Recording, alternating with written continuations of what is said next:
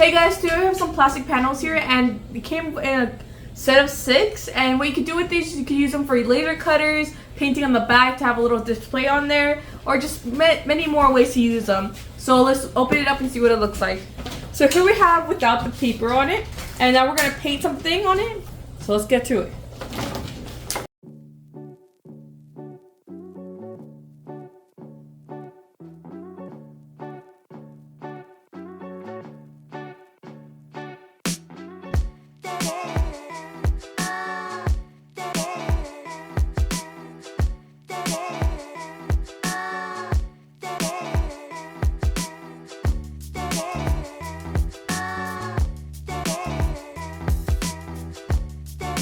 So with this cast acrylic sheet, you can actually make it into anything you possibly desire.